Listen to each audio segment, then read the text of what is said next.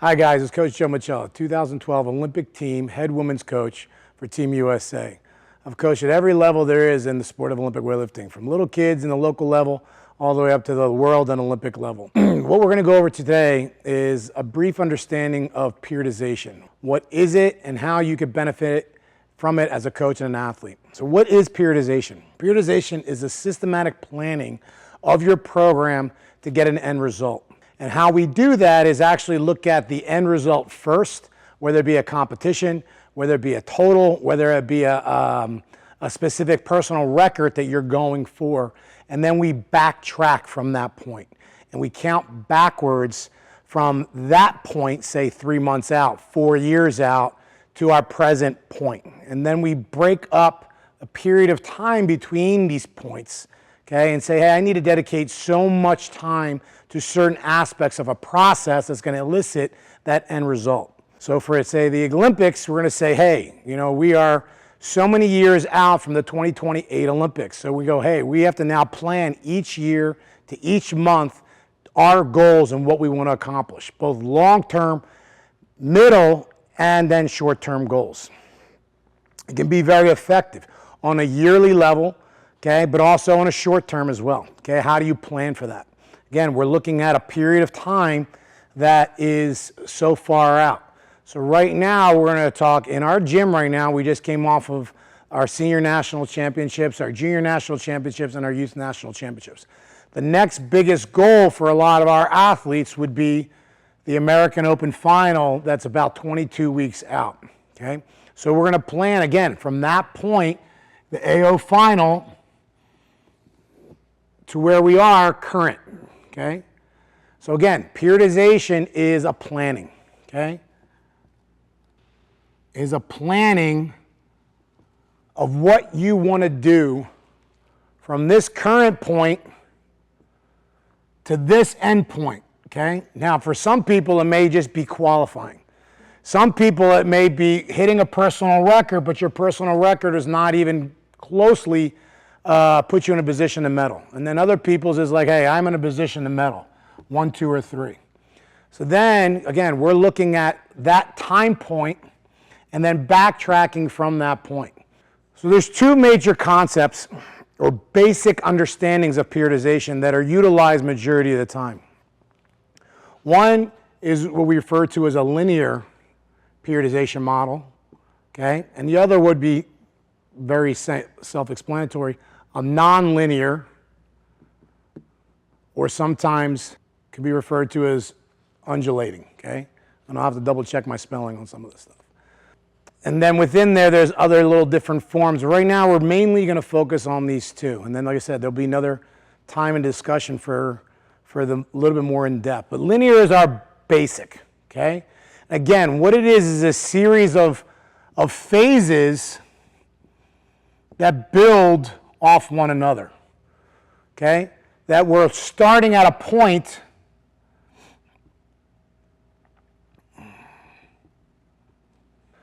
so it's kind of an inverse relationship that early on, a majority of your phase is going to be spent with a volume of work, a very high volume of work. But the intensity is going to be on the lower end. Why? Because we can't do, 10 sets of 10 squats at 90% of intensity of your 1 rep max.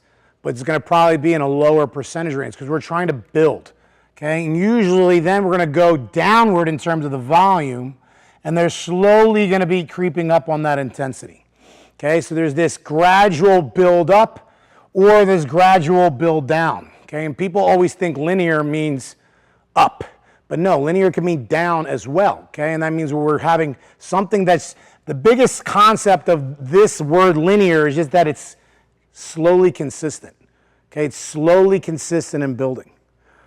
Whereas the opposite, and we'll get to in a little bit, is basically a difference of that, okay? So we break up these periods of time, into different phases. Again, we want to say, all right, what is important to us to accomplish from this current point to this end result of this American Open finals for a lot of our Olympic weightlifters? Well, now where I said we're roughly about 22 weeks out, So then we got to say, all right, how long do we want to make each one of these phases? And those phases can range anywhere between a 3-week period of time or a 6-week period of time. So say we're going to do these as a number of, say, 4, okay? Well, 4 knows that roughly we can get 5 to 6 phases. Now, 22 is a little off. It was 24. Maybe you started 2 weeks prior. But we can get phases. We can get anywhere between 5 phases of 4 weeks, okay, in this period of time. And then we could say, all right, maybe we group up those phases into 2 phases of 4 into 8-week blocks, okay? And we figure out what we want to do, okay, what we want to accomplish. We may say, hey, you know, athlete A going into this really needs to work on their strength. So of this 22 weeks, we know that we need to spend anywhere between 8 weeks purely dedicated to strength, okay? And then the corresponding sets and reps that we had in another earlier video that discussed that. So then that leaves us, again, out of that total 22 weeks, a week of 4, that'll give us a 12. Another week potentially of 4, that's going to give us 16. Another 4, that's going to give us now 20, and then we got 2 weeks towards the end, okay? And that could be, like I said, our pre-comp and our taper.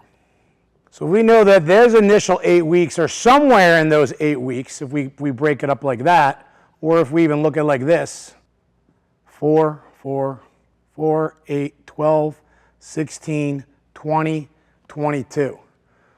Again, we're trying to determine through this system of planning what is important for us and this particular athlete. If we say, hey, there's going to be a period of, we know 8 weeks in this period of time has to be dedicated to purely strength. It may even be 10, okay? But we'll say 8. But we know that right now they're not the most conditioned. So we may take this first 4 weeks and we may say, hey, general physical prep, also known as conditioning. Okay? General physical preparation, also known as a phase of conditioning. We're going to prepare them to handle now this 8 weeks of strength. And again, that could be 8, that could be even to 10. Then we have these other 8 weeks, what are we doing? Okay? Well, now that could be, and again, depending on your philosophy, that could be anywhere where we call strength to power. And then we can go power to peak. And then obviously we have the competition, the last 2 weeks go into that, where there's going to be some tapering and then there's going to be some. So we're now planning. The whole point of this is now we're taking these time points and now breaking up and saying what needs to be dedicated and setting not only now the general plan of, all right, we need 4 weeks of this general prep to get their body, their joints, their muscles ready to go, to handle 4 to 8 weeks of strength. Again, this is just a general model, okay? We're not necessarily doing this with all our athletes going to the AO finals, but this is just giving you a general idea. So that now, going into these now first series, we know that to get that conditioning, our volume is going to be pretty high for that first 4 weeks, and we're going to vary that sets and reps, hitting certain targets. And we would say, hey, we want to hit a PR back squat set for 10. We want to hit a clean set of 5 at a certain percentage, okay? We want to hit a snatch for 5 at a certain percentage. It may be a total amount of work. I may be doing 5 sets of 5 at a particular percentage of intensity with a particular rest interval that's strict. We did 5 of 5 at 75, 80% of their best snatch with only a 2-minute rest. Well, their ticker's now moving. That's a very high endurance and pace work. And that may be somewhere within that, towards that end of that 4 weeks that we want to hit that. Because we know that that will set them up for now this strength phase where the volume is now going to be down into this more of this middle range. Okay, but now we're going to creep up the intensity a little bit. Okay? So our ultimate goal, now we're going to set different parameters. All right, we want to hit, a new set of 3 for that front squat. We want to hit a new set of 3 or a 2 in that snatch or in that clean. Okay? Everything is heavy doubles. Everything is heavy triples. We came down at a higher volume of threshold but now we've increased that intensity. Okay, we may even increase that rest interval a little bit from 2 to 3 minutes, maybe even up to 3.5, because we want them to go full blow with this. Cardiovascular endurance is not our main goal. It's going to be brought along from just the sheer amount of work that we're doing at those intensities. The heart rate is going to be very, very high. Okay, so we're breaking this up in this fashion of now being continuous and being systematic over periods of time of blocks of 4 or 5 or 6 weeks. When we get to that strength power, again, there's another drop. Okay, so we say this is strength, this is GPP, this is now strength power. This is, like I said, now this phase where we're going into power peak. And then, like I said, the competition stuff is over here.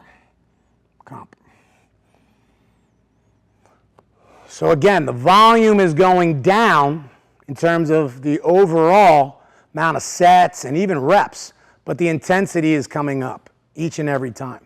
So when we get to this strength power, we are now asking that athlete to push themselves even more, higher percentage of intensity. You know, they're not doing any Olympic lifts less than 85%. When they go to their strength movements, they're not doing anything less than 85% of intensity. Now, I'm not saying for 20 sets, but at least one, okay? Again, they're building their body to handle a higher complexity of work, okay, a higher load of intensity. Their average intensity is higher. When you actually look at their total work, it may not be as much as they did here, okay, but their average intensity is so much more. Okay, they're training not only their body to handle this closer to 1 rep max from a standpoint of technique, but also that neural charge, that neurological stimulus that needs to be attempted, okay? And then we go into, like I said, this competition phase where now everything is heavy singles. Now they're performing potentially all their snatches and clean and jerks in multiple sessions throughout the week, maybe even within the same day. It's a sport specificity of movement. And then when they go into the pre-comp, into the competition phase, now again, it's fine-tuning things and the overall work capacity is less. Because if they did all their homework earlier on, their work from previous phases should carry them through. You know, now again, they may not be in the best cardiovascular shape, but that's not the goal because they're not runners. Or from a muscular endurance standpoint, but they can perform high singles at very high intensities multiple times with an average rest period between 1 up to 5 to 10 minutes, okay, depending on how many people are in their session. So with this basic understanding of linear periodization is just looking at our goal at the end and what that is. And again, and it may be a specific number. It may be, you know, a 240 total for someone. Maybe a 300 total for someone. And then we break it back into these phases of saying, hey, where do we want to accomplish these totals at different segments of time on this period leading into that competition? You know, it's a build up to get to that. If they haven't already, if this is their current number, say over here is whatever, 200 to, you know, something like that. We say, all right, we expect you in this earlier phases, you're only going to probably be at 170 kilo total. But we're doing it with so many more reps because of the volume so much higher. Okay, but then as that volume comes down, now the total is going to go up. And it's the frequency of the total. That's what other people don't understand. It's the frequency of when you're hitting that total in Olympic weightlifting that changes as you get closer. Whereas here you may only hit that total once because you're doing so many other exercises to build that GPP base. Here, when you get to these last three phases, you're exclusive from a specificity standpoint. You may be hitting these totals 15, 20 times, 30 times, 40 times. We like to say by the time you get to your opening attempt going into your major competition, you've accomplished that total, your opening snatch, your opening clean and jerk, at least 15 times within a 6 to 8 week period prior to that. Now it's not all in one day. That may be spread out over that 8 weeks. But you've done that. And if you haven't done it at least 15 times, your opening total, minimum, within the last 6 to 8 weeks prior to that, then it's not your opening. It's not your opener. Then you're just trying to go huge bang for your bucks. If you can't do it 15 times, you're not ready. Again, that's my personal belief. Again, it's taking a point in the distance. Usually we're looking at it in weeks. Usually it can be up to, like I said, a year or even a bigger plan of 4 years.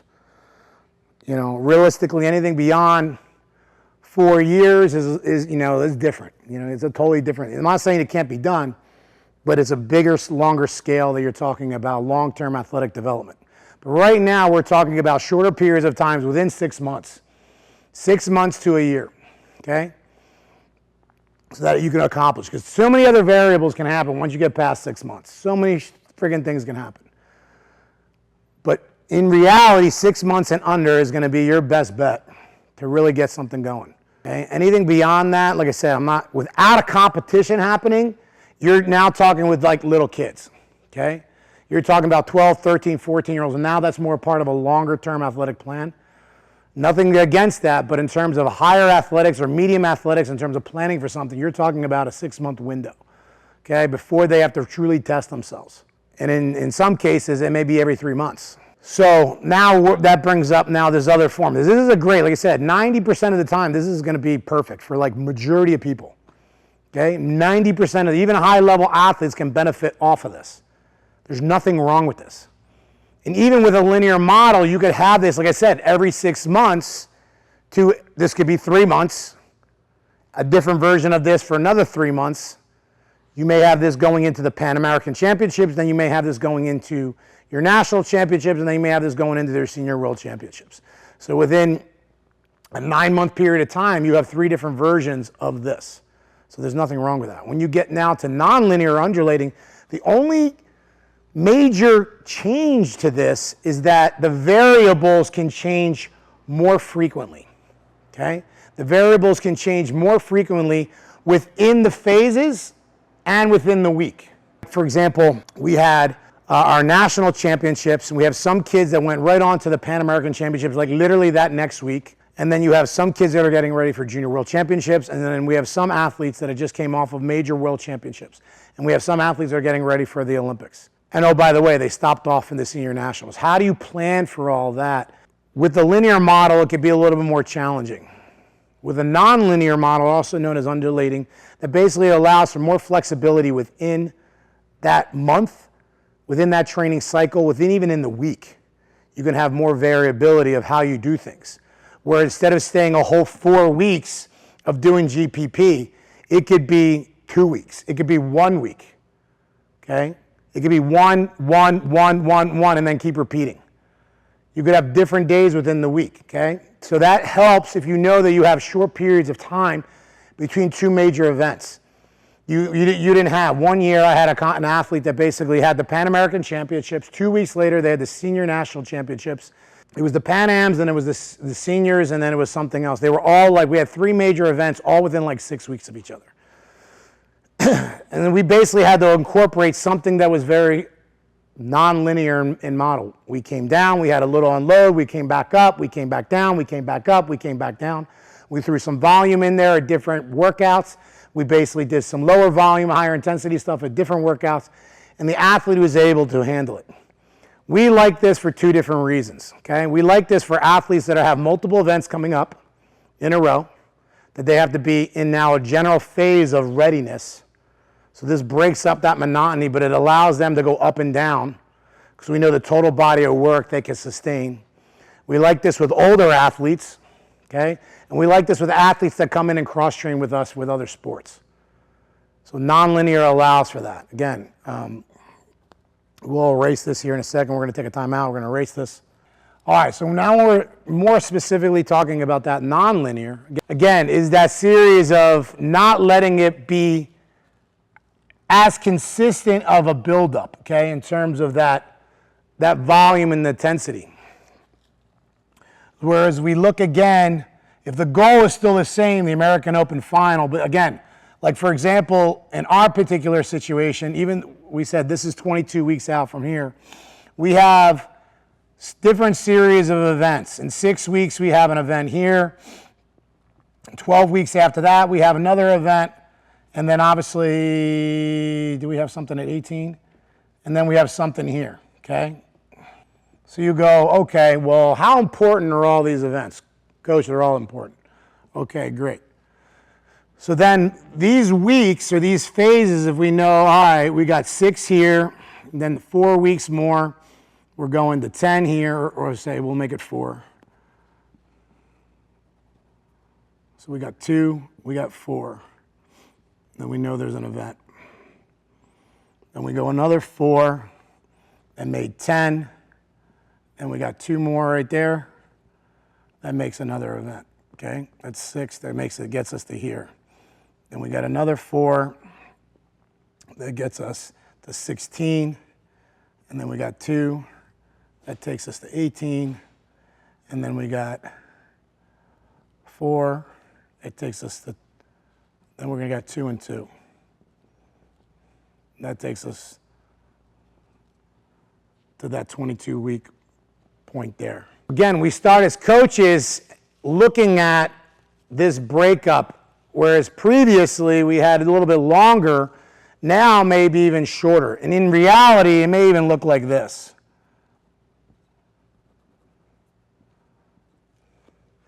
Two and 2, or we may, like I said, 3 and 3.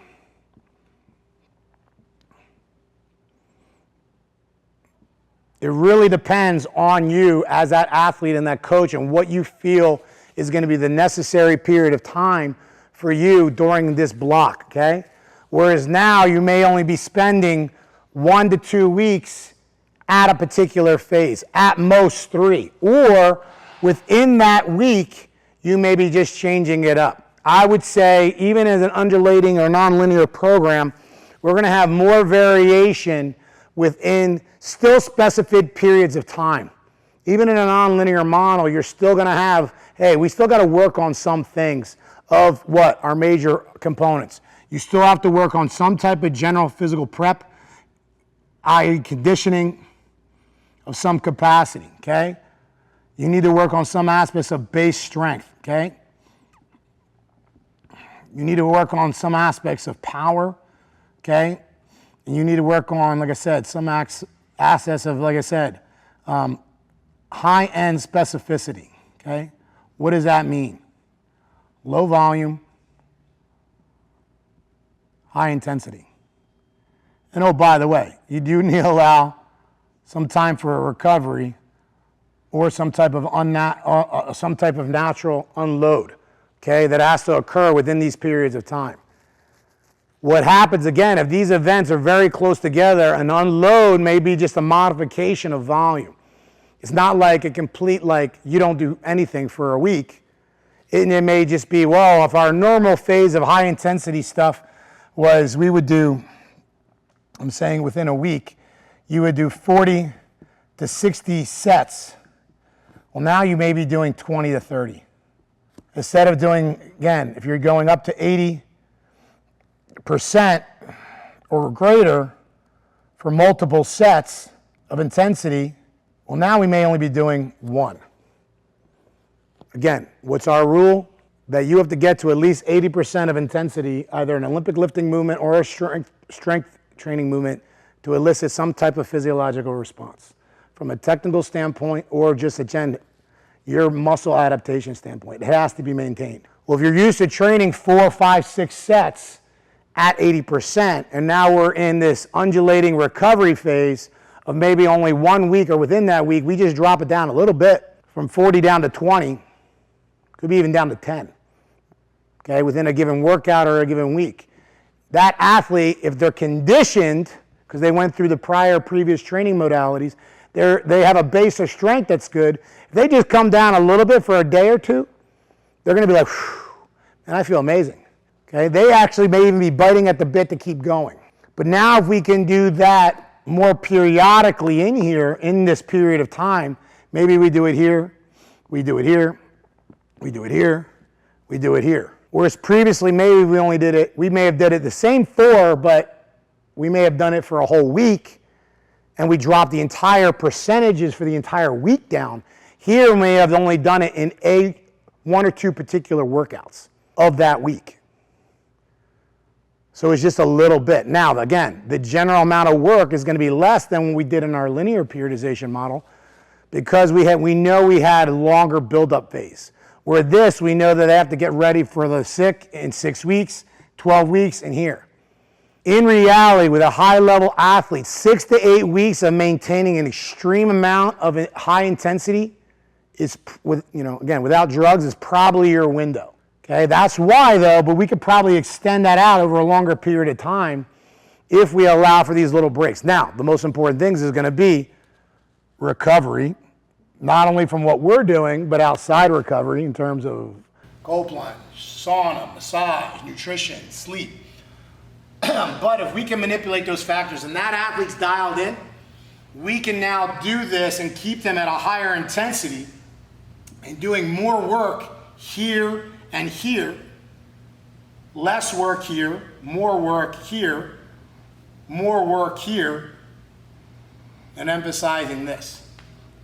We call it the get in and get out for half a week. Boom, we crank it. Boom, we're down. Boom, we're cranking. So whereas again, the model looks like I said, that inverse relationship, it's gonna look like this, okay? We're still building up, okay? But we're allowing them to come down right away. So that from a neurological standpoint, they go pop, pop, and they get out. Okay, then they rest. This though, the recovery has to be maximized. So they can get right back up. We've also seen that the 2 groups of athletes that actually handle this really, really good are not only masters lifters, but also women. Because we can keep them overall at a very high intensity, and we just drop little variables, 20 to 30 sets here. Bring it down. We keep the intensity super high, and then they can train at 90% of intensity or greater more frequently. Guys have a harder time with this unless they're on drugs. Just the way it is. So we like to use these, okay? With kids, with younger lifters that are coming in, we like to stick to the more linear traditional model. Okay, why? Because they need development. They need development. Okay, they need time to flourish. Plus, they're learning the skills in segments, okay? So they're not really perfecting them. So we want to get really good at those skills, and then we build their bodies up. So those are the 2 major concepts, like I said. With a beginner, boom, we stay with a more linear model until they reach a point that's a little bit higher up, and honestly, until they reach a point where you feel that they have more events coming up. Then we take more of a nonlinear approach. I usually take more of a nonlinear approach when our athletes get a little bit more advanced. Again, if we know then, we take more of a linear backdrop to this, when it's a long-term athletic development plan. What we're gonna do year 1, year 2, year 3. We're going into the new Olympics season after this year. Then we'll start doing a bigger plan of a linear model of what we want after 6 months of year 1. What we know we need based off of this coming up Olympics in 2024, what it's gonna take to make an Olympic team in 2028. That's the great thing about Olympic weightlifting. It's a quantitative sport, just like in track, that we can go, hey, you need to run a sub 10-second 100 to make it on the, you have to be a 9.9 or 9.8 to make it on the Olympic team. Okay, we know that. Olympic weightlifting, we know based off your weight class, based off previous precedents of weight classes that qualified for the Olympics, what do you need to go? If you're a heavyweight girl, you gotta be in the 280 range. Okay, 280 total. What are you at right now? You're at, we said earlier, you're at 220. Well, that's a big difference. Can we do 220 in the next 4 years? Maybe, we'll look at all those variables. But that's why we set this plan. We say, all right, we know we need 280 plus. You're over here at 220 in 2024, and this is 2028. So then we say, all right, by 2025, what do you need to do? By 2026, what do you need to do? 2027, what do you need to do? 2028, that qualifying year, where do you need to be? Can you make a steady enough improvement? That's where that linear understanding and periodization would come in, knowing that we need this. You are here at this in this current year, and we're 4 years plus out. What do we need to do? What's the rate of improvement each year? And what do we need to do now to devise from that plan and that total downwards to get to you to do these numbers? And then there becomes a point. There's a point where you get to this point over here, somewhere around here, and you go whether they got it or not. Have they made a steady rate of improvement? And we'll talk about that in another video. What is a good state of improvement to know that you, as a coach, know that you have somebody special? You as an athlete go, do I have a shot? I'm eating good, I'm sleeping good, I'm taking all my Flintstone vitamins. And now I realize I've gotten to 2027 and I'm still at 223. And now I've just spent the better part of the last 3 years, almost 3.5 years, and I've improved 3 kilos.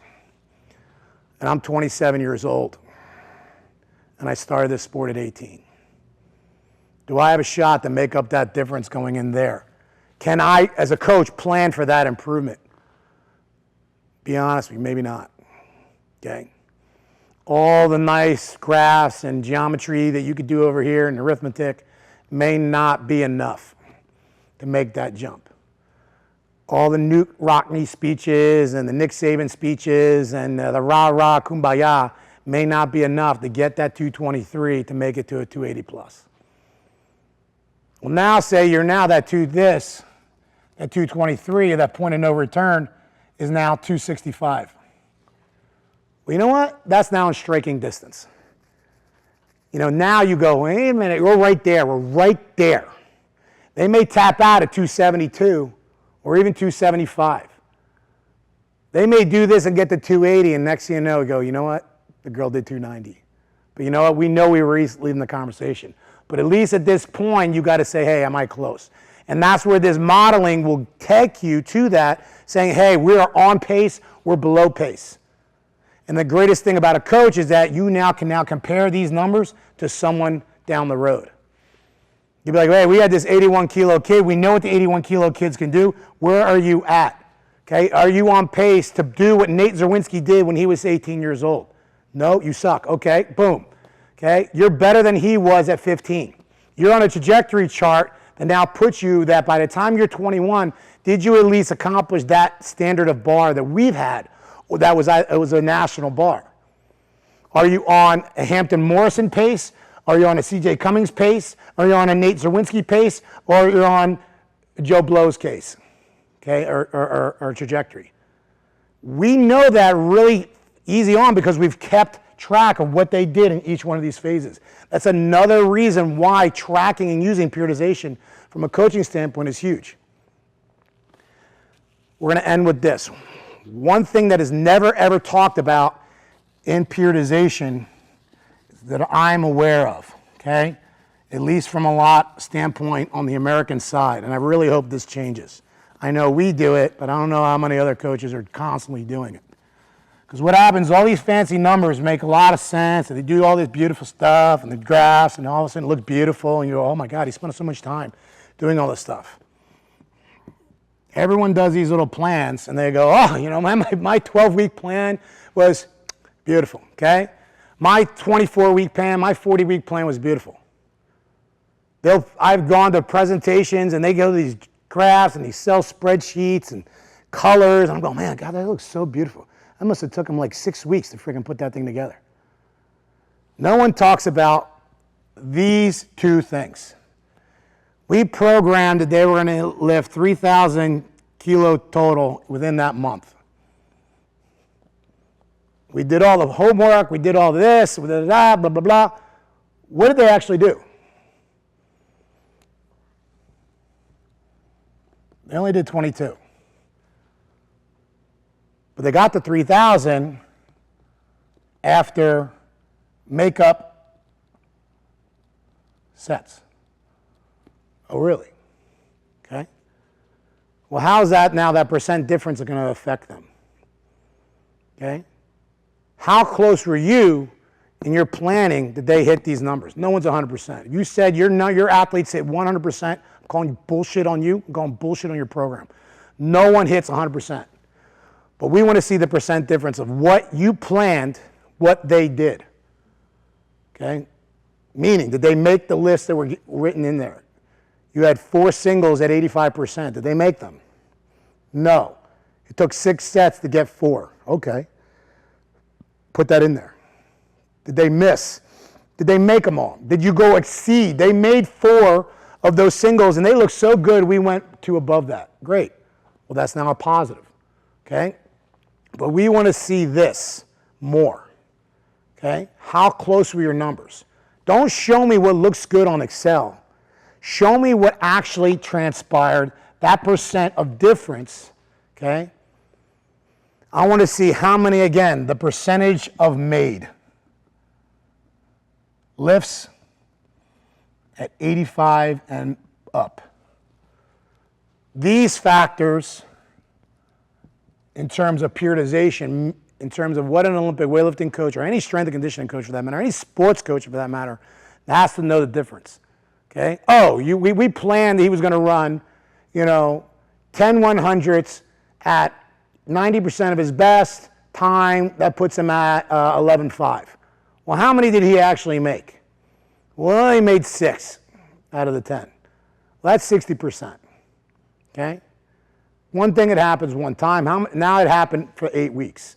Well, your plan either stinks or something's not going on with him, that we are now missing too many of these. Same thing with our plan. So again, we can write out 12 weeks, and will you write planned from what actually happened? And as you as the coach, if you're realizing this percentage difference is now getting greater and greater in terms of misses, or the differential is getting greater, it's your program. Or they're having a major life crisis going on in their life. They broke up with their girlfriend, they're now anorexic, or they have insomnia, they're not sleeping, okay? Because your number should not be off that great, or there's a consistency. I'm not saying my programs are perfect, we don't have any problems, but I don't let this number get out of hand. And usually when this number gets out of hand, I did something wrong. I miscalculated them, the athlete's ability. Or I didn't ask enough questions to the athlete of what's going on. Sometimes they just can't afford to get the recovery in.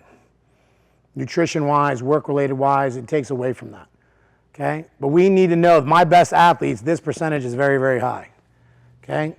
And we've tracked these things more often than just saying, all right, let's write down 12 weeks at 5 sets of this, or 3 sets of this, or 5 reps of this, 2 reps of this, and we get that all going. I don't care what you wrote down initially. I want to know how much of the plan did they stuck to it? How many times did we see a this versus we saw a this? Okay? I'd rather see pluses than minuses, okay? I want to see how close to this number they were able to sustain, okay? We've had situations, we've had athletes that didn't miss a single rep in like a year and a half. One of the famous stories from Tatiana Karashina, and I know, she was on drugs, the whole 9 yards, but her coach said in multiple interviews, he said, she never misses. She never misses. Recently just talked to Steve Fowler, Olivia Reeves' coach. I've known Steve back in the early 2000s. He's like, she's the easiest person to coach. She don't miss a whole lot. And she don't train that much. So it's like, what are you going to do today? When you have athletes that can do it, now those are called special people. But it can still be done with other people, other athletes. As a coach, you got to ask a lot of questions, and you got to be able to do it. Don't write this super intense, super sensitive program. When I say sensitive, meaning that every variable has to be perfect. If you have an athlete that sleeps 4 hours, eats Pop-Tarts, and has 5 ACL injuries on their knee that are coming off of, if that is what they have to start with, you can't write this program that every variable has to be perfect for them to succeed. You have to have what? More flexibility and more accountability in terms of other factors. If you don't do that, you're going to set them up for failure, and you're going to set them up yourself for frustration. Hope this helps. We will get into more detail with other topics. Have any questions, please reach out to us on our website, performance1.net, or any of our social media accounts on Instagram, Facebook, or Twitter. Thanks a lot, guys. Take care.